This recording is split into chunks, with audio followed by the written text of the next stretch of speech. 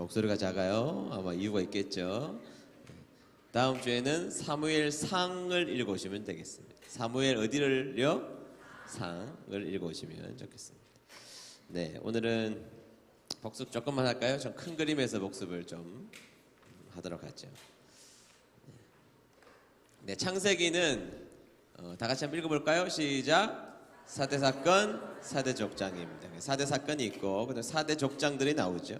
그리고 아브라함을 하나님이 선택하심으로 말미암아 한 사람에 대한 구원이 시작되었음을 말씀해주고 있는 장면입니다. 그것이 바로 창세기를 한 줄로 정리하면 이렇게 정리할 수가 있어요. 여러분들은 4대 사건, 4대 족장은 머릿속에 벌써 4대 사건이 무엇이며 4대 족장은 누구고 한 사람을 구원하시기 위한 하나님의 뜻이 무엇인지에 대해서 분명히 아시리라고 생각합니다. 자, 그 다음에 보면 출애굽기는 다 같이 읽어봅니다. 시작. 구속과 언약 그리고 한민족을 구원하는 것이죠. 그래서 한 사람으로부터 시작했던 그 구원이 한민족을 하나님이 구속하시는 것, 구원하시는 것에 대한 이야기가 출애굽기에 등장하고 있는 장면입니다. 자, 그 다음에 하나님께서 택하신 백성들이 있다면 그 백성들은 거룩한 자리에 가야 된다. 하나님을 믿는 사람이라면 하나님의 말씀에 순종하여 거룩함의 자리에 가야 된다. 이유가 너무 많아요. 거룩함에 가자 그러면 가야 되는데 이유가 너무 많아요. 그죠? 그 이유를 댔던 게 바로 민수기죠. 민수기. 그래서 거룩의 걸음을 걸어야 되는 것이 우리들의 책임인데 주어진 삶에 대한 불평과 불만, 환경, 사람에 대해서 끊임없이 불평하잖아요. 그죠? 왜 모세를 우리가 섬겨야 되냐? 그것 때문에 불평하고, 지금 왜 먹을 물이 없냐, 고기가 없냐 불평하고, 끊임없이 불평하는 거예요. 그러니까 하나님께서는 우리에게 거룩한 걸음을 걸을 것을 명령하셨는데 이스라엘 백성들이 거룩한 걸음 앞에서 철저하게 실패하는 모습을 민수기에서 우리가 보았던 것이죠. 그래서 거룩한 걸음이 있어야 됩니다. 거룩하게 걸으셔야 해요. 오늘 어떤 걸음으로 지금까지 오셨습니까? 새벽부터 시작해서 오늘까지 오신 여러분들의 하루의 걸음이라도 한번 생각해 보십시오. 여러분들의 걸음 가운데 하나님이 원하시는 복된 말과 행동과 생각들이 있었는지 필요한 것입니다. 그래서 하나님을 믿는 사람이라면 거룩한 걸음들이 있어야 된다. 다 같이 한번 읽어봅니다. 거룩한 걸음 시작. 뒤에는 기니까 그만하고요. 그 다음에 신명기죠. 신명기의 정신을 한 단어로 말하면 쉐마입니다. 쉐마. 그러니까 듣고 들고가 아니고 듣고 순종하며 사랑하여 헌신하는 것입니다. 듣고 하나님의 말씀을 듣고 그 다음에 어떻게 해야 돼요? 순종하고 그 다음에 하나님을 사랑하는데 그 사랑이 우리에게 복종으로 obey, 복종하는 것으로 헌신하는 것으로 드러나야 한다는 것입니다. 그게 신명기에 대한 이야기예요. 여러분 이 머릿속에 자꾸 집어넣어야 돼요. 큰 그림을 이렇게 그려놔야 여러분들이 성경을 읽을 때 이해가 되고 그 다음 스텝에서도 풍성한 읽음이 될 수 있다는 것입니다. 네, 그 다음에 여호수아죠. 여호수아는 다 같이 읽어봅니다. 시작. 정복과 정착. 그 다음 언약의 성취. 하나님의 약속을 하나님은 성취시켜 주시는 것. 그것이 여호수아에 대한 이야기입니다. 사사기 지난주에 했는데요. 12사사 이름 기억하시나요? 노래는요? 네, 한번 해봅시다. 온니엘과 에훗 시작. 온니엘과 에훗 삼갈드보라 기드온과 돌라와 야일 입다와 입산 엘론과 압돈 삼손까지 모두 12사사들. 박수 치면서 하면 혹시 더 자극이 되지 않을까요? 박수 치면서 온니엘과 하나 둘 셋 넷 온니엘과 에훗 삼갈드보라 기드온과 놀라와 야일 입다와 입산 엘론과 압돈 삼손까지 모두 12사사들. 네, 지우고 해보겠습니다.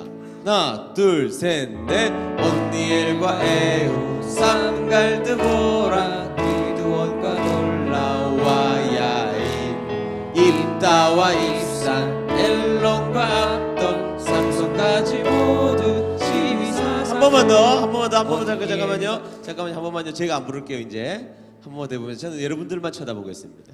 자, 한 번만 더 온니엘과 시작.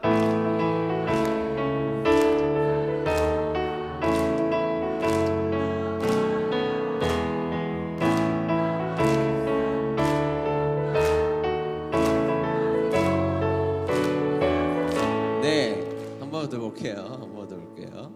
자, 12명 알아야죠. 그렇죠? 성서개관을 최인선 목사하고 배웠는데 이걸 모른다. 수치입니다. 여러분들의 수치가 아니고 저의 수치입니다. 자, 그래서 한 번만 더 박수 치면서 온니엘과 에우 시작. 온니엘과 에우 삼갈드보라 기드온과 돌라와 야일 입다와 입산 엘론과 압돈 삼손까지 모두 12사. 한 번만 더. 온니엘과 에우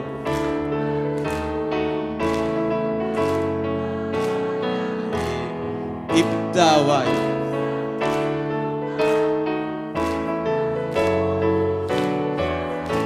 네, 그러면 이제 그림으로 순서대로 이렇게 그려졌네요. 여러분들이 한번 해볼게요. 온니엘 에웃 시작. 온니엘 에웃 삼괄 드보라 디드온 돌라 야일 입다 산 엘론 압돈 삼손. 네, 그렇게 12명을 다 외운 겁니다. 네. 학습은 배우는 것도 있지만 내가 익히는 것도 있는 거예요. 그죠? 배우는 것과 익히는 것이 같이 가야 됩니다. 그것이 학습입니다. 네. 12명의 사사들을 우리가 조금만 오늘은 4장까지밖에 안 되기 때문에 루키가 복습을 좀 해야 될 것 같습니다. 네, 첫 번째 사사, 최초의 사사 이름이 뭐죠? 온니엘. 에웃은 특징이 뭐예요? 왼손잡이 사사입니다. 여기 왼손잡이라는 것이 오른손보다 왼손을 더 잘 쓴다는 의미예요. 자, 왼손잡이라는 말이 원어적으로 오른손보다 왼손을 더 잘 쓴다는 의미예요? 아니죠. 어떤 의미라고 그랬습니까?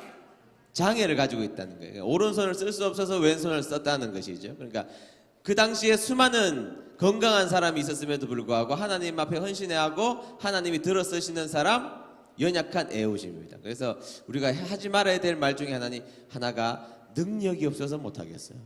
능력이 없어서. 그럼 하나님은 누구를 보여주세요? 여러분들에게 에웃을 보여주신다고요. 아니 나는 여러 가지 몸이 불편하고 아파서 자꾸 이렇게 핑계거리를 찾으면 핑계거리는 수만 수천 수억 가지가 나와. 지금 해도 나와요, 여러분. 오늘 교회 안 나오신 분들은 이유가 지금 다 있어요. 그냥 안 나오신 게 아니에요. 이유가 있다니까 분명히. 우리는 나왔으니까. 나오는 것을 중심으로 하면 그 이유는 사라지게 되는 거예요. 자꾸 이유를 대면 한도 끝도 없는 거예요. 왼손잡이의 옷을 들어 쓰셨던 하나님의 마음이 오죽하시겠습니까? 그렇죠? 왼손잡이의 옷을 들어 쓰시는 하나님의 마음이 오죽하겠습니까? 건강한 너희들은 뭐 하고 있어 도대체? 하나님의 마음을 읽어야 된다는 거예요. 성경 볼 때. 삼갈은 소모는 막대기로 이스라엘 구원합니다. 소모는 막대기, 그것을 가르쳐서 제가 뭐라고 말씀드렸어요?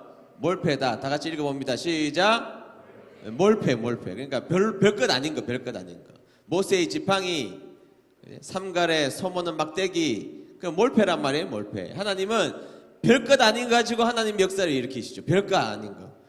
내가 가지고 있는 거 별거 아닌데 하나님은 내가 하나님 앞에 내어놓았더니 하나님은 역사를 일으키시죠. 이 몰패의 역사는 신약시대에 와서도 그대로 이루어집니다. 오병이어 도시락, 떡 5개 물고기 2마리가 쌓여있는 도시락은 그들의 일상적 도시락이었단 말이죠. 일상적 도시락을 근데 아무도 안 내놔요. 아무도.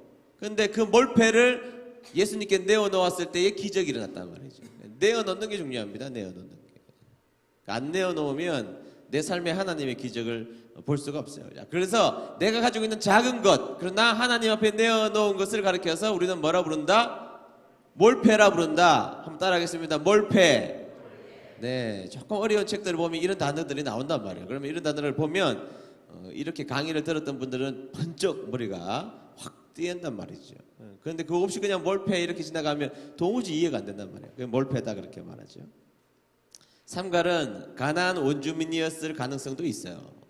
뭐 그 이유까지 제가 설명드릴 수는 없고요. 드보라는 여자 사사입니다. 여자 사사. 그 당시에 제가 말씀드렸다시피 이거는 이스라엘 백성들의 불순종에 대한 대표적으로 드보라를 세워두신 거예요. 군대 장관 바락이 드보라 치맛자락 붙잡으면서 막 당신 안 가면 나도 못 간다 그렇게 했던 거.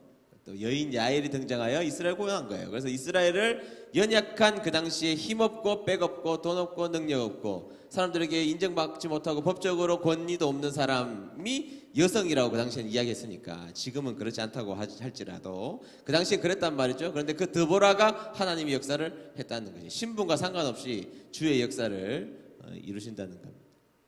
자, 그 다음 기드온 잘 알고 있죠? 300용사입니다. 별명이 뭐예요? 다 같이 읽어봅니다. 시작. 여룻바알. 네. 돌라. 지난주 설교 기억하시나요? 주일날 설교? 네, 돌라. 원래는 톨라. 벌레라는 뜻이 있고 또 하나의 뜻이 뭐예요? 여러분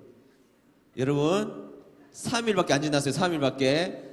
톨라에 대해서 말씀드렸는데 톨라가 벌레라는 뜻하고 무슨 뜻이 있어요? 주황색이라는 뜻이, 주홍색이라는 뜻이 있다 그랬잖아요. 그래서 죄하고 제가 연결시켜 주여.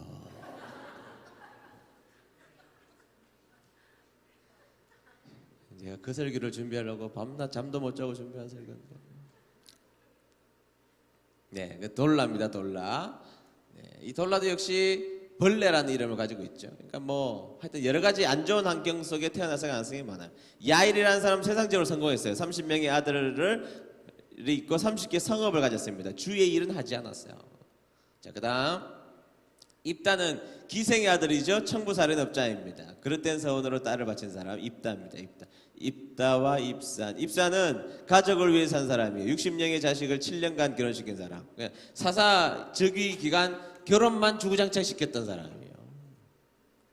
엘론 10년 동안 사사가 되었다가 장사되었습니다. 엘론의 이야기는 뭐 그런 것이죠. 뭐 그 성도님, 그 집사님, 그 목사님, 그 전사님은 그냥 30년간 우리 교회 다니셨어. 뭐 그런 거. 그 뭐 하셨대요? 아니 물어보지 마. 곤란해. 그런 거죠. 압돈 70명의 자녀 손자를 나귀에 태웠다는 거예요. 서울대 보냈다는 거죠. 근데 그의 무덤이 아말렉 사람들의 땅 바리돈에 묻혔다는 것은 그의 가치관을 이야기하는 거예요. 그의 가치관. 치사한 가치관, 세상적 가치관, 남을 짓밟는 가치관. 이게 바로 아말렉 사람들이었거든요. 그러니까 아말렉 땅 바리돈에 묻혔다. 이게 성경에서 굉장히 중요한 의미를 가지고 있는 것이죠. 삼손 가장 힘이 센 사람 나실인 들릴라의 게임에 빠져서 타락한 인생을 살았다. 이게 이스라엘 사사입니다. 오늘 룻기를 볼 텐데요. 룻기. 자, 룻기의 이름은 메겔라트 룻입니다. 룻. 다 같이 읽어봅니다. 시작. 메겔라트 룻입니다. 뭐 70인역에는 루트, 영어도 루스 이렇게 룻 사람의 이름, 여인의 이름을 가지고 했습니다. 룻기의 저자는 잘 모릅니다. 그러나 왕국 초기에 아마 기록되었을 것이다 이렇게 나와 있어요. 그래서 다윗의 재위 기간이 아니었을까. 다윗의 재위 기간. 왜냐하면 그 족보의 마지막에 다윗의 이름까지 등장하는 것으로 봐서 다윗의 재위 기간 속에 아마 이것이 기록될 가능성이 높다 이렇게 봅니다. 누가 지었는지는 잘 몰라요. 네, 기록연대 사사기 아니고 룻기입니다. 네. 읽어보시면 되겠고 BC 1100년경으로 봐서 12년간의 기간을 다루고 있습니다.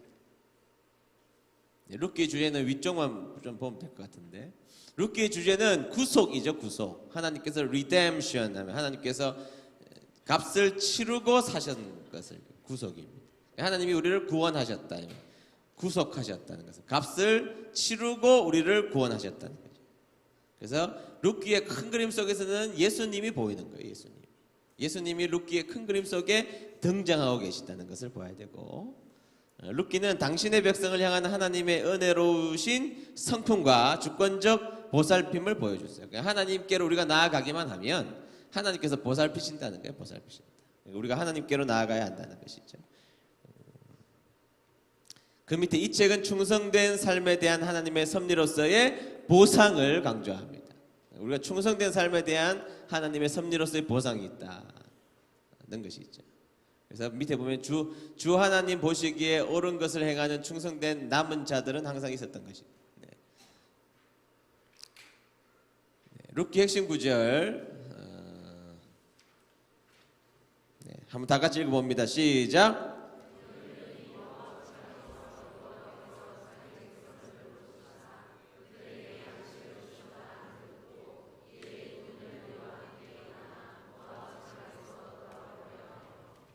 네, 그 밑에 그리고 시작.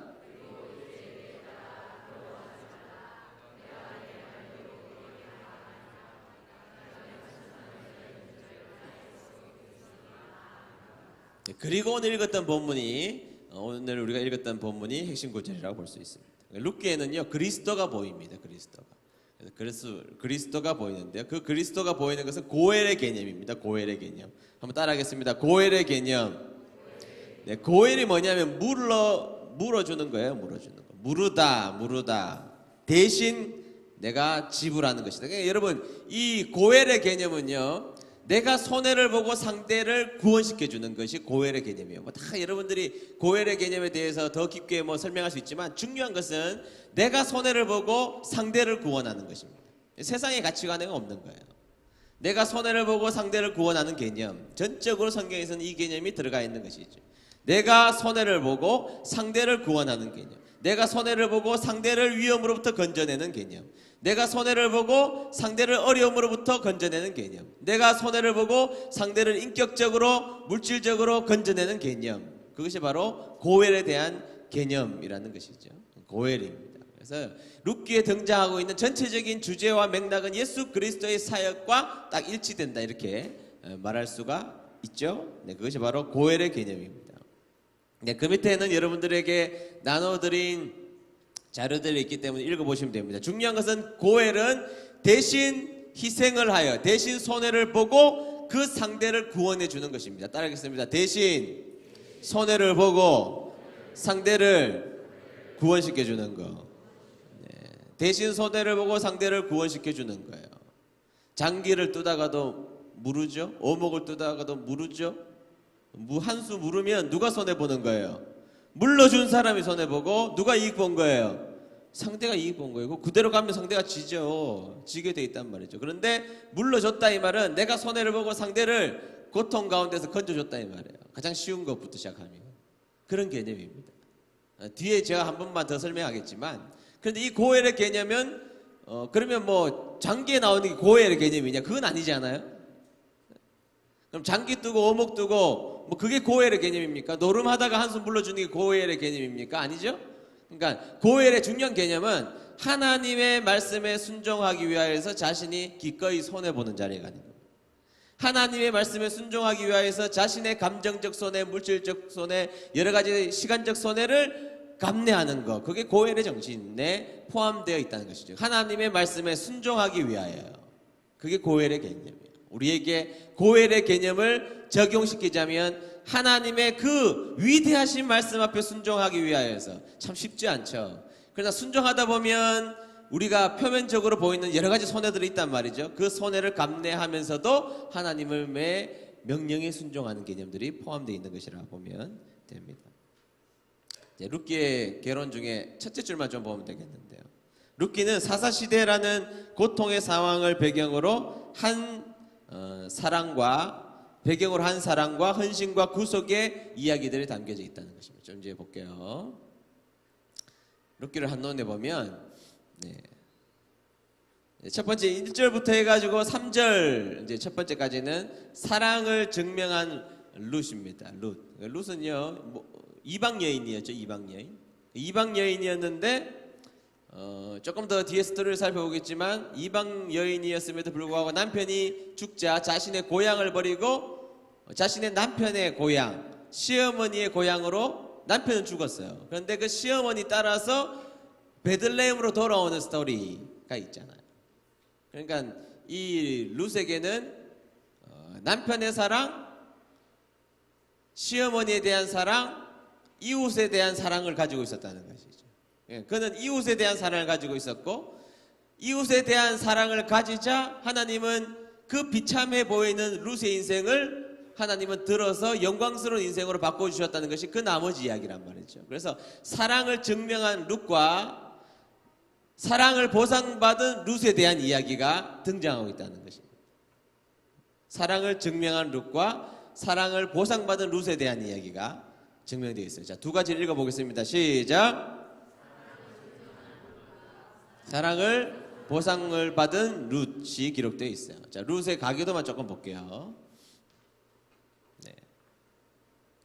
보세요. 자, 이를 읽어봅니다. 시작.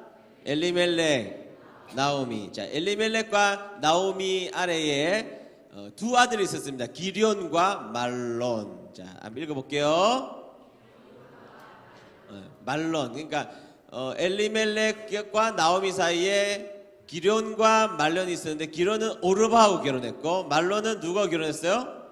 룻갓하고 결혼했어요. 근데 나중에 다 죽어버려요. 엘리멜렉 죽고 기련 죽고 말론 죽고. 그래서 룻이 나중에 보아스하고 결혼하게 되고, 이 보아스하고 룻 사이에서 누가 나와요? 오벳이 나오고, 오벳 밑에 이새가 나오고, 이새 밑에 다윗이 나와요. 다윗에게 있어서 아버지, 할아버지, 증조할아버지, 증조할머니. 자, 다시 한 번 더 족보. 자, 다윗의 아버지, 아니야, 이새가 뭐라고 묻는 거예요? 죄송합니다. 이새는 다윗의 아버지, 오벳은 다윗의 할아버지, 보아스는 다윗의, 룻은 다윗의 증조할머니.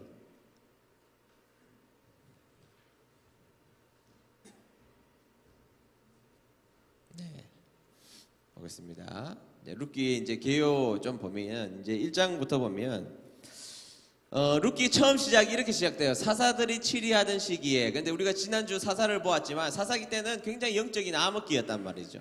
굉장히 사람들이 불순종했고 타락해서 고통 가운데 수없이 거했던 시절이 사사 시절이었습니다. 그래서 사사 시절은 영적인 암흑기였다는 것이죠. 그러니까 영적인 암흑기였고 경제적으로도 어려웠어요. 흉년이 들었다고 성경에서 나와 있으니까. 룻기에서. 그러니까 정치적으로도 불안해요. 종교적으로도 그들은 깨끗하지 못했어요. 경제적으로도 흉년까지 들었어요. 그러자 아까 살펴보았던 엘리멜렉과 나오미, 엘리멜렉이 결정을 한 것입니다. 자기 부인과 아이들은 우리가 이민을 가서 좀 괜찮은 삶을 살아보자. 그래서 모압 땅으로 이민을 가요. 그런데 여러분, 지금 그들이 있는 베들레헴으로부터 모압까지 가려면 성지순례를 가보면 거기에는 험한, 아주 심한, 목숨을 걸고 지나가야 될 계곡들이 있어요. 굉장히 지나가기 어려운 계곡들이 있단 말이죠. 그 지나가는 것이 짐승의 위험도 있고 그 계곡 자체의 지형적 위험도 있고, 하지만 너무나 힘드니까 잘 살아보겠다는 의지를 가지고 엘리멜렉이 자신의 가족을 데리고 모압 땅으로 갔다는 것이죠. 자, 여기서부터 잘못된 거예요. 이것이 비극의 시작입니다. 여러분, 하나님이 선택한 사람은 하나님이 정해놓은 그 자리 속에 반드시 있어야 돼요. 명령이 떨어지기 전까지는 하나님이 가라 그러면 가야지요. 근데 이들은 자신의 판단으로 자신이 가야 할 것을 정했다 이 말이에요. 그게 비극이 시작되었다는 것이죠. 그래서 비참한 스토리가 시작됩니다. 그곳에서 남편 엘리멜렉이 죽어요. 나오미 입장에서 보면. 그런데 그로부터 10년인가 지나가가지고는 그의 두 아들 말론과 기료까지 다 죽어버려요. 여인 3명만 이방 땅에 남겨둔 것입니다. 여러분, 한국 땅에서도 그렇게 남겨지면 그게 살기가 참 어려울 텐데, 이방 땅에 남겨졌으니 얼마나 고독하고 고통스럽고 아픈 인생이 시작되었습니까? 그것이 바로 하나님의 약속의 땅을 떠난 결과였다는 것을 이야기하고 있다는 것입니다. 그래서 1장에 나오는 것은 비극이에요, 비극. 여러분, 인생은 희극입니까, 비극입니까? 인생을 사람들은 희극이라고 말해요, 비극이라고 말해요? 비극이라고 그러잖아요. 비극이다. 우리가 수많은 책을 통하여서 낙관주의자들이 여러분 몇 명이나 됩니까? 여러분, 2차 세계대전 때 감옥에 갇혀 있었던 사람들 있잖아요. 감옥에 갇혀 있던 사람들이. 여러분, 희망을 가진 사람들이 살았을까요? 그 속에서 우리는 끝났다고 생각하는 사람이 더 오래 견뎠을까요? 사람들이 희망을 가진 사람이 더 오래 견뎠을 거라고 자꾸 착각을 하는데, 역사적 기록에 보면, 그 당시에 수많은 사람들의 기록에 보면 내일 우리는 해방이 올 거야 뭐 이렇게 말했던 사람들이 다 중간에 자살하고 다 죽었어요. 여러분, 희망이 꺾이면, 인간이 가지고 있는 희망이 꺾이면 바로 절망돼요. 여러분 인생이 그렇다니까요. 인생이 희망이 있고 무엇인가 우리에게 저 반짝반짝 빛날 것이 같은 것이 있어도 인간의 힘이 근거된 그 희망이라는 것은 그 희망이라는 것이 꺾이는 순간 바로 극복하지 못한 비관 속으로 빠져 들어간다는 거 아십니까? 오히려 그 당시에 포기하고 절망했던 사람들은 이제 그냥 낙심하고 낙담했던 사람들이 오히려 더 견뎌냈다는 거예요. 여러분, 낙관주의라는 것이 그렇게 오래 간 적도 없고 역사는 이때까지 한 번도 비관적이지 않을 때가 없어요. 제가 저번에도 설교 시간 이야기했지만 저는 제가 태어나서 한 번도 한국 경제가 좋다는 이야기를 한 번도 들어본 적이 없어요. 단 한 번도 들어본 적이 없어요. 지금 뉴스에 보면 우리나라 망할 것 같잖아요. 지금 뉴스에 보면 우리나라 지금 곧 문 닫아야 될 것 같잖아요. 그런데 뭐 세계에서 지금 나오는 지표를 보면 2025년도에 되면 우리나라가 전 세계 빅5에 든다. 우리나라를 그렇게 봐요. 해외에서는. 우리나라는 망할 것 같은데 해외에서는 그렇게 보고 2050년에 빅2까지 봅니다. 우리나라를. 지금의 성장 추세와 잠재력을 보면 우리나라의 지금 가치는 계속 상승 중이에요. 한 번도 저는 낙관적인 이야기를 들어본 적이 없는데 그 비관 속에 우리나라가 이렇게 커왔다는 거예요. 따라갈 수 없을 거라고 생각했던 일본이 36,000불, 우리나라는 지금 31,000불, 32,000불입니다. 곧 따라잡힙니다. 우리가 따라잡습니다. 그런데 지금은 망할 것 같다잖아요. 우리나라의 국가 빚이 역대 최다다. 막 지금 그렇게 뉴스 나와요. 여러분, 우리나라가 가지고 있는 빚의 규모는요, 우리나라의 전체 재정에 비하면 일본은 벌써 자신의 재정의 180%가 넘어섰잖아요. 지금 상대가 안 됩니다. 우리나라 엄청나게 많아요. 미국이 거의 100%고 우리나라는 저 밑에 20-30%밖에 안 돼요. 굉장히 재무적으로도 건전한 나라 중에 하나라고 지금 손꼽고 있어요. IMF에서 전 세계에서 재정적으로 가장 건전한 지금 현재 나라 빅5에 드는 나라가 우리나라예요. 그런데 계속 어때요? 지금 망한다 그러잖아요. 계속 비관적이란 말이죠. 이 세상의 가치관이에요. 성경에서도 1장에 하나님 없는 사람들이 말하는 궁극적 인간에 근거한 낙관주의도 금방 무너지고 인간은 그 속에서 비관을 쏟아내는 사람들이기 때문에 근본적 죄성을 동반한 비관이 시작되었다는 거예요. 1장에. 그게 룻기 1장에 등장하는 이야기입니다. 인간이 선택한 그 길 가운데 인간이 잘 살아보겠다고 선택한 그 길 가운데 비관은 시작되었다. 그 얘기죠. 그런데 이 비관의 역사가 여기에서 끝나지 않아요. 1장 마지막과 2장에 보면 나오미와 룻이 하나님의 전능자의 날개 그늘 아래로 들어옵니다. 성경에서 그렇게 표현하고 있죠. 오늘 읽었던 말씀 가운데 그들이 전능자의 그늘 아래로 들어오게 되었던 거예요. 그럼 생각해 보세요. 자, 오르반은 떠났고 모압에서 남아있기로 했고 나오미와 룻이 아까 전에 이야기했던 그 험상 줄령을 이젠 여인 2명이 지나와요. 그러니까 이거는 무슨 말이냐면 목숨 걸고 과거에 우리의 남편이 우리의 시아버지가 잘못 선택한 그 길로부터 우리가 여인들이 돌이켜서 하나님이 통치하시는 베들레헴 땅으로 돌아가자는 그 길을 그들은 목숨 걸고 지나갔다 이 말이에요. 목숨 걸고 짐승이 다가왔을 것이고 밤에 들짐승이 자신들을 공격했을 것이고 험한 지형들이 자신을 수없이 공격하는 사망의 음침한 골짜기를 지나갈 때 그들은 죽으면 죽으리라 하고 하나님의 통치가 있는 땅으로 들어온 거예요. 하나님이 그것을 보고 계신 것이죠. 하나님이 그것을 2장에서 보고 계신 것입니다. 그래서 2장에 보면 나오미를 돌보려고 헌신하는 룻이 나와요. 그래서 이제 뭐 먹을 게 없으니까 룻이 한 일이 지금으로 말하면요 쓰레기장 뒤진 거죠. 쓰레기장 뒤져서 폐휴지 같은 거 캔 같은 거 모아다가 팔아서 그냥 입에 풀칠하면서 살기 위해서 나갔다가 구원자를 만나요. 구원자를 만나요. 여러분 여기에서 하나님의 낙관이 들어오는 것이죠. 인간이 선택한 낙관 속에는 금방 비관으로 빠졌지만 비관 속에 있는 그들이 전능자의 그늘 속으로 들어오자 하나님의 낙관이 시작되는 거예요. 그래서 보아스라는 사람이 이 여인을 주목하여 봅니다. 여러분 하나님의 은혜가 아니면 뭘 주목하겠어요? 볼 게 뭐가 있어요? 그렇죠? 룻이 뭐 되게 아름다웠을 것 같아요. 지금 폐지 죽고 있다. 폐지 죽고 있다니. 검댕이도 묻히고 머리도 파마 안 한 지 지금 뭐 머리도 막 누가 그러대. 귀신 발사기처럼 되었다고. 그런 표현하시더라고. 아유 뭐 사진 한 장 찍을까요? 아유 목사님 머리가 귀신 발사기가 돼서 난 그 말이 무슨 말인지 잘 아직도 모르겠는데 하여튼 뭐 엉망이라는 거죠. 엉망이라는 것. 그러니까 뭐 여러분 머리도 엉망이고 옷이 얼마나 더럽고 냄새나는 옷이었겠어요. 그런데 보아스가 그 여인을 주목했다는 것은 그 사이에 누가 간섭했다는 거예요? 우리 하나님이 간섭하셨다는 거예요. 믿습니까? 여러분 하나님 앞에 순종하면 하나님의 날개 그늘 아래에 들어오면 보아스가 주목하는 것이 아니라 하나님이 주목하시는 겁니다. 하나님이 주목하시면 그때 역사가 일어나는 것이죠. 우리는 사실은 하나님이 주목할 수 있도록 우리 인생을 살아가야 될 사명이 있어요. 말씀대로 살기로 작정했던 것이죠.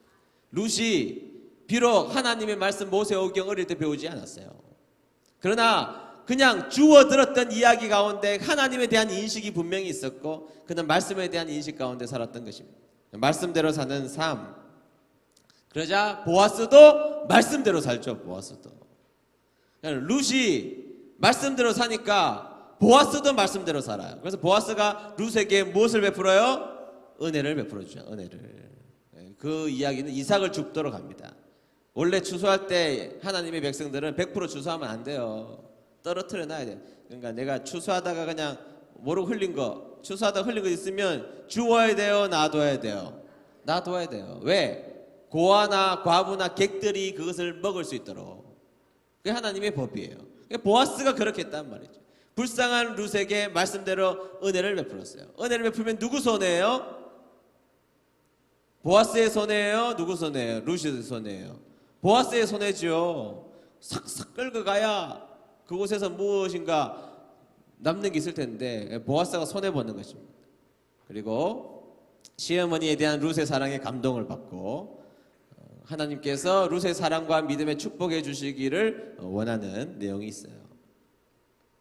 네, 3장에 보면 이제 보아스에게 구속을 요청하는 이제 고엘이 되도록 요청하는 룻입니다. 우리는 야 좀 뻔뻔하다. 룻이 어떻게 결혼시켜 달라 그러냐 그렇게 생각할 수 있는데 그게 법이라니까요. 법. 고엘은 이스라엘 백성들이 반드시 지켜야 될 법입니다. 그러니까 나오미가 하나님에 대한 법을 알았고 하나님의 통치 아래로 들어와서 살기로 바랬던 이 나오미는 법을 알았기 때문에 하나님의 법을 알았기 때문에 이 고엘이 집행되기를 원했던 겁니다. 고엘이 집행되기를 원했던 거예요. 그래서 기업 물을 자. 그래서 보아스가 친족이었고 유력한 자였고 그래서 이 보아스에게 이 기업을 물을 자가 되도록 요청했다는 것입니다. 그래서 고엘의 개념이 나오는 것입니다. 여러분 고엘은요. 그래서 고엘을 인간이 집행하는 인생 삶이 되어야 된다. 우리들은 여러분 고엘의 삶이 돼야 돼. 고엘의 삶이. 자, 고엘의 삶이 될 수 있는 조건은 하나님이 우리의 고엘이 되셨기 때문에 말로 표현할 수 없는 놀라운 고엘이 되어 주셨고 우리는 그 고엘을 받은 자로서 작은 고엘을 신청하는 것이죠. 그런데 여러분 이 고엘은 욕망을 하나님의 말씀으로 제어하는 것입니다. 따라하겠습니다. 욕망을 하나님의 말씀으로 제어하는 것. 다시 한 번 더. 욕망을 하나님의 말씀으로 제어하는 것. 그게 고엘입니다. 우리에게 주어진 고엘이에요. 우리의 욕망이 있죠. 욕망이 있잖아요. 욕망들이 있잖아요. 욕망도 뭐 여러분들이 욕망을 가지고 사는 것이 다 나쁘다. 저는 항상 그렇게 말하는 사람이 아니라고 그랬습니다. 초기 이단 중에 영지주의 이단들이 있었잖아요. 그래서 육은 좋고 영은 좋고 육은 악하다. 그래서 맨날 몸을 학대했던 사람들이 있어요. 하나님 그것도 옳지 않다고 말씀하셨단 말이죠. 그러니까 우리의 육을 위해서 사용하는 것이 다 나쁘다. 저는 한 번도 그렇게 여러분들에게 말씀드린 적이 없습니다. 육을 위해서도 잘 사용해야 됩니다. 그런데 때로는 하나님의 명령 앞에서는 내 욕망을 제어해 드리는 것 하나님이 기뻐하신 거예요. 그게 쉽게 말하면 하나님의 말씀에 순종하는 것이죠. 순종하다. 그 순종을 하다 보면 인간과 인간 사이에서 그 순종을 하다 보면 감정적 손해도 그 속에 들어가 있어야 되고 시간적 손해도 그 속에 있어야 되고 물질적 손해도 있어야 되고 항상 제가 하는 이야기죠. 그 손해를 감당하는 사람에게 하나님 복 주신다는 거예요. 그 손해를 감당하지 않고 하나님의 복을 기대하는 사람이 되어서는 안 됩니다. 오지도 않아요.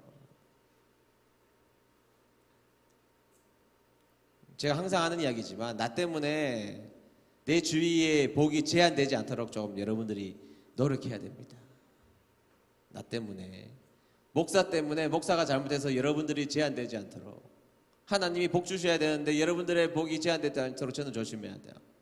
여러분들 때문에 여러분들 가정, 여러분들의 사랑방 식구들, 여러분 주위가 복에 제한이 되지 않도록 욕망을 하나님의 말씀으로 제어하는 인생, 그런 인생 되시기를 주의 이름 축복합니다. 네, 그 다음 보아스의 구속으로 보상받는 룻이죠. 그래서 룻은 이제 보아스와 결혼하게 됩니다. 재산권도 다 돌려받고 다 회복됩니다. 반전이 되죠. 일장의 절망이었습니다. 도무지 뒤죽박죽 되어버린 내 인생, 그것이 바로 룻기 1장에 등장했던 나오미와 룻의 인생이었습니다. 그러나 그 사이에 그들은 하나님의 말씀 앞에 철저하게 순종하는 인생으로 살았고, 하나님 앞에 순종하자 하나님은 또 다른 순종의 사람들을 보내주셨어요. 그럼 내가 순종하면 하나님은 순종의 사람들을 보내주세요. 항상 그렇더라고요. 제가 보니까 내가 불순종하면 불순종하는 사람만 보내주세요. 자, 여러분 주위에 누구가 있는가 한번 보세요. 옆에 쳐다보지 보지 마시고 생각해보세요. 여러분 주위에 누가 있어요? 여러분 주위에 어떤 사람들만 있습니까? 말씀에 순종하면 하나님은 말씀에 순종하는 사람들 자꾸 붙여주시고, 내가 불순종하면 불순종하는 사람들 붙여주세요. 나오미와 룻이 그 처절한 상황 가운데 무슨 희망이 보입니까? 우리 솔직하게 이야기해서 쓰레기 폐지나 죽고 다니는 인생 가운데 무슨 희망이 보여요? 아무런 희망이 보이지 않잖아요. 그러나 희망이 보이지 않는 그 상황 속에서도 하나님의 말씀에 순종하는 인생으로 결단하자 하나님은 더 순종하는 사람 붙여주신다 이 말이에요. 진리입니다. 진리. 여러분들 자꾸 막혀있다고 답답해하지 마시고, 여러분들이 순종하면 하나님이 더 순종하는 사람 붙여주실 줄로 믿습니다. 여러분들이 용서하면 더 용서하는 사람 붙여주실 줄로 믿습니다. 여러분들이 충성하면 더 충성하는 사람 붙여주실 줄로 믿습니다. 그게 인생이에요. 하나님 주신 인생이에요. 룻기를 통해서 우리에게 명백하게 들려주신 인생. 하나님 앞에 신실하려고 노력했던 룻의 인생 가운데 더 신실한 사람 붙여주세요. 인내하고 기다려보면, 끝까지 인내하면서 기다리면서 그 순종의 역사 가운데 기다려보면, 여러분 나오미 입장에서 보십시오. 나오미는 자기가 원하지 않은 엘리멜렉의 선택으로 모압으로 갔어요. 그로부터 10몇 년이 지나요. 12년 13년 지나요. 그때 결과물이 드러났어요. 10년 12년 동안 하나님의 말씀을 순종하는 그 인생이 쉬웠겠습니까? 고달픈 내 인생, 그럼에도 불구하고 10년간 하나님의 말씀 앞에 순종하기 위해서 몸부림쳤단 말이죠. 그리고 하나님의 때가 되자 그 순종하는 발걸음 위에 하나님은 놀라운 더 순종하는 사람 붙여줬단 말이에요. 그리고 쫙 해결이 됩니다. 성경 역사 가운데 가장 아름다운 해피엔딩, 멋진 해피엔딩이에요. 그럼 맨 마지막에 보면 그 순종의 삶을 통하여서 더 순종한 사람 붙여주자 하나님은 그 가족을 통하여서 가장 위대한 왕을 보내주세요. 그리고 그 다윗의 자손 가운데 진짜 기어 물을 자, 우리의 구원자 누가 오세요? 예수님이 오시는 거예요. 예수님이 오시는 거예요. 폐지 줍던 여인이 순종했을 뿐입니다. 폐지 줍던 여인이 그냥 순종했을 뿐이에요. 그런데 하나님의 날개 그늘 아래, 전능자의 날개 그늘 아래 들어와서 내가 하나님의 말씀에 머리를 숙여서 들어왔더니 하나님은 더 순종하는 사람 붙여주시고, 하나님의 복은 여기까지 그치지 않고 대대손손 그 속에서 이스라엘의 최고의 왕이 나오고, 그 이후에 이 땅의 구원자 되신 예수 그리스도께서 이방 여인, 폐지 줍던 그 여인의 순종을 통하여서 이 땅에 오셨다는 거예요.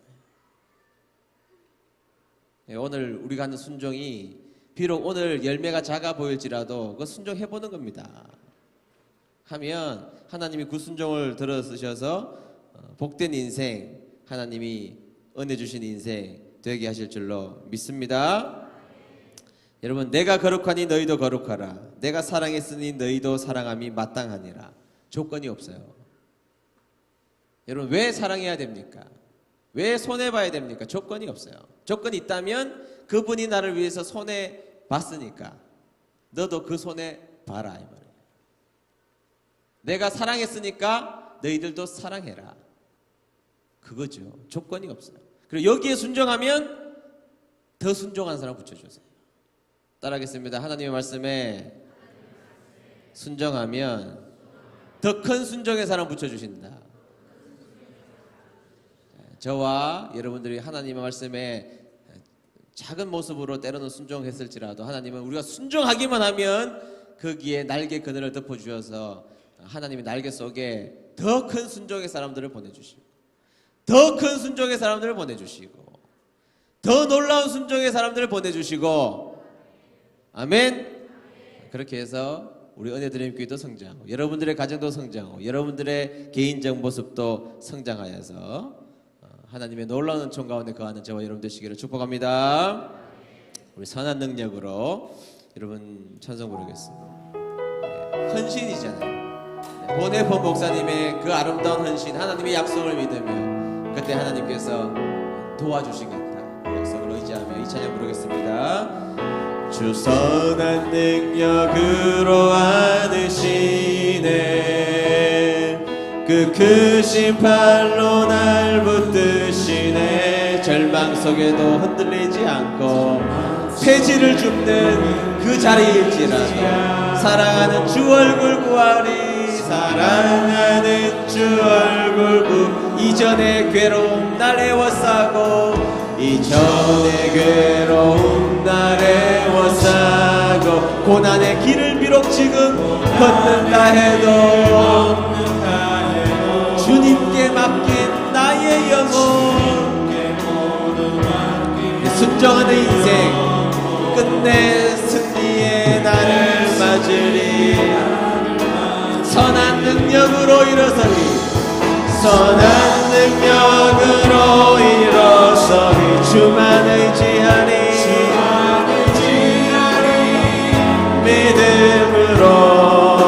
믿음으로 우리 고대 안에 주 오실 그날 영광의 새날을 맞이하리 주님이 마신 고난의 쓴자 주님이 마신 고난의 쓴자 손해보는 인생 되어야 합니다.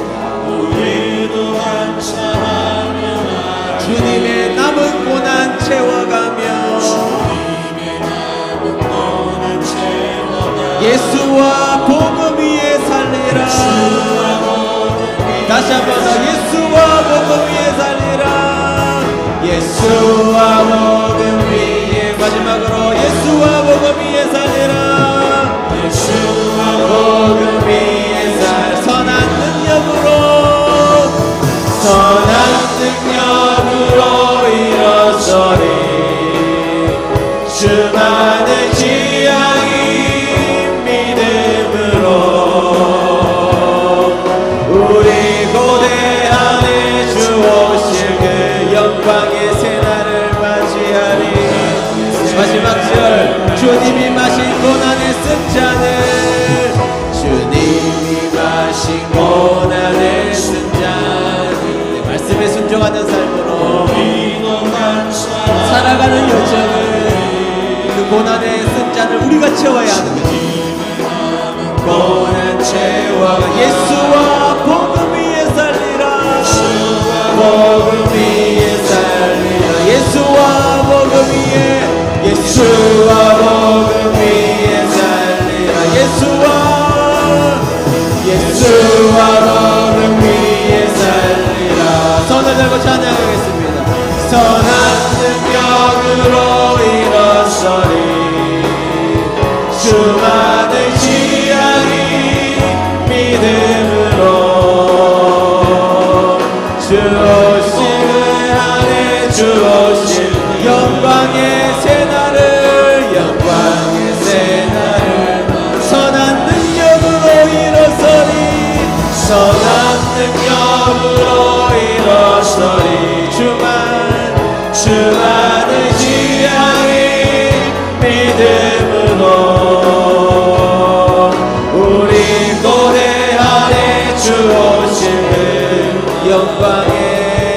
영광의 새날을 맞이하리. 네, 기도하겠습니다. 왠지 모르게 룻기의 처음 시작은 모든 것이 뒤죽박죽 되어버리는 것으로부터 시작했습니다. 그러나 모든 것이 한 번에 정리되었던 한 가지 사실이 있다면 그들이 하나님의 전능자의 그늘의 날개 아래로 들어오기를 위한 목숨을 건 결단을 통하여서 그 이후에 모든 것이 이루어졌다는 것입니다. 여러분, 우리가 하나님의 말씀에 순종하면 여러분 우리 주위에 더 큰 순종의 사람을 만나게 됩니다. 내가 하나님 말씀에 순종하면 내 자녀는 더 큰 하나님의 순종의 사람이 되는 것이죠. 여러분, 내가 하나님의 말씀에 철저하게 순종하는 삶이 되면 우리 교회 모든 구성원들이 더욱더 순종하는 사람들로 가득 차 있게 된다는 것입니다. 룻이 폐지 줍는 인생이었지만 하나님 앞에 하나님의 능력을 의지하며 선한 능력을 바라보며 순종했을 때에 더 큰 순종의 사람 붙여주셔서 그의 문제도 해결하고 이스라엘도 구원하는 하나님의 놀라운 역사의 준공이 되었던 것입니다. 하나님, 이 시간 다같이 우리가 마음 아파여서 기도할 때에 하나님, 내 인생 불순종의 인생이지만 이제 하나님의 말씀에 순종한 인생 되고 싶습니다.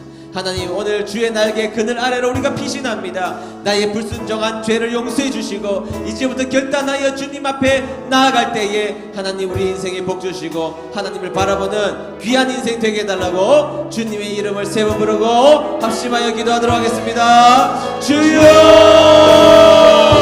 주여, 주여.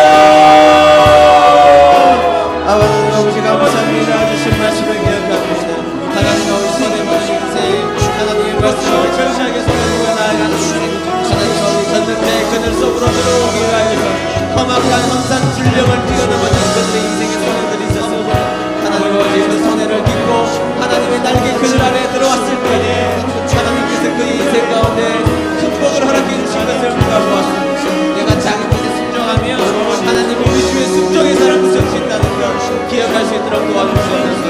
내가 불평하면 불평의 사람 붙여주는 걸 알게 하시고 하나님 내 인생에 순종함으로 말미암아 순종의 열매를 맺을 수 있는 주님의 계획을 맺을 수 있도록 주님 역사해 주시면 기도하여 주시옵소서. 순종의 사람으로 오늘 살아가게 도와주시옵소서. 순종의 사람으로 오늘 주님 말씀을 전하시고 하나님 순종의 사람으로 오늘 주님의 주신으로 살아갈 수 있도록 하나님 아버지 인도하여 주시옵소서. 하나님 아버지 손에 보는 인생 고엘의 인생을 사는 우리 예수님처럼 그도 하나님 아버지 주님의 뜻 가운데 주님의 말씀을 위하여 오늘도 우리가 고엘의 삶을 살아갈 수 있는 주님의 참나와 열정을 낼수 있도록 하나님 역사하여 주시옵소서. 하나님 주님의 하늘 자들이 하나님을 부르신 명을 기도하고 있습니다. 하나님 오셨는데 하나님의 것을 알고 소망을 갖는 것을 알게 하시고 오셨는데 하나님의 그들 안에 들어와 야 하나님의 소망을 믿는 기억하여 주시옵소서. 고엘의 인생을 살아가는 것입니다. 고엘의 삶이 두번째 내 삶이시고 아버지 하나님 역사해 주시고 인도하여 주시옵소서. 내가 순종하여 순종의 사람을 주시고 내가 순종하여 순종의 삶을 꺼주시도록 오늘 역사하여 주시옵소서. 아버지 기도를 멈추지 마라 찬양했습니다. 기도를 멈추지 마라. 눈앞의 상황이 마음을 또 원망치 마라. 너의 입을 지켜라. 저들은 너의 입을 모인다. 마음을 뺏기지 마라. 마음을 뺏기지 마라. 내가 늘 오지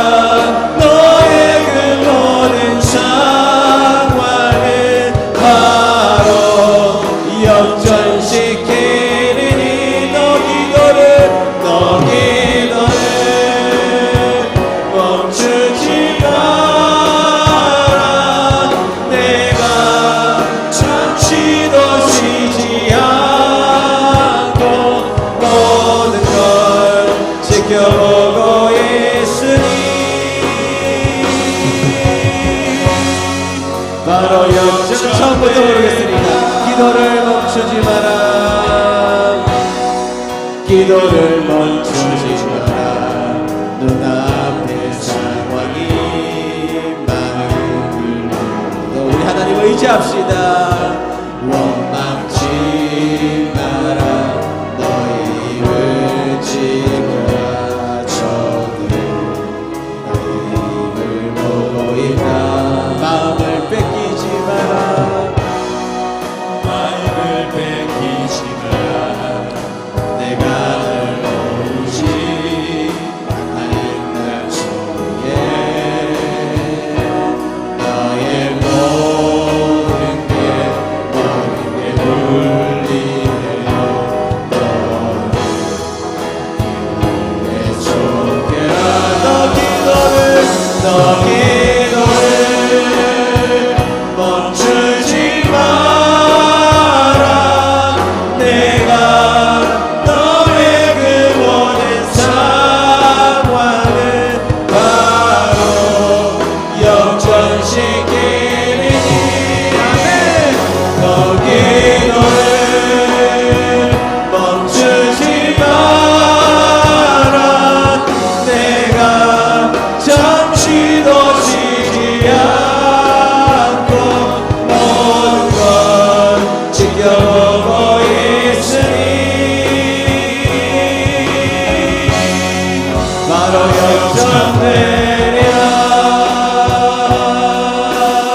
역전되리라. 다 같이 머리 숙여서 기도하겠습니다. 여러분, 우리 인생 가운데 여러 가지 문제들이 우리의 삶의 여정 가운데 없을 수가 없죠. 때로는 그것 때문에 우리 인생이 수없는 절벽 앞에 서 있는 것 같지만 그 속에서 우리는 떨어져 있든지 그 속에 하나님이 주시는 날개로 비상하든지 우리의 선택이 남아 있습니다. 그런데 여러분, 그냥 날 수 없어요. 어떻게 날 수 있습니까? 우리에게는 날개도 없고 힘도 없고 우리에게는 소망도 없기에 우리 스스로 날아갈 수가 없어요. 폐지를 줍는 그 룻의 모습 가운데 날아갈 수 있는, 비상할 수 있는 날개가 그에게 어디에 있습니까? 그러나 오늘 우리가 하나님 앞에 부르짖으면 저기 쌓아둔 축복을 주시기로 작정하신 그 하나님 앞에 우리가 간절히 부르짖으면 비록 우리의 상황이 절벽 앞에 놓여 있을지라도 하나님은 우리를 날개에 달아주셔서 저 높은 곳에 비상하는 인생으로 하나님은 우리의 인생을 역전시켜 주실 줄로 믿습니다. 여러분들의 문제가 있을지라도 오늘 주님의 이름을 간절히 부르고 하나님 앞에 내어놓으십시오. 하나님 앞에 내어놓으면 꾸짖지 아니하십니다. 너 왜 그런 기도 제목 가지고 왔니? 꾸짖지 아니하시고 우리 기도 제목 가운데 철저하게 간섭하여 주셔서 새로운 힘과 용기와 새로운 가치가 있는 모습으로 우리를 이끌어가 주실 그 하나님 의지하며 오늘 주님의 이름을 세 번 부르고 그 하나님 붙들며 다같이 기도로 나아가도록 하겠습니다. 주여!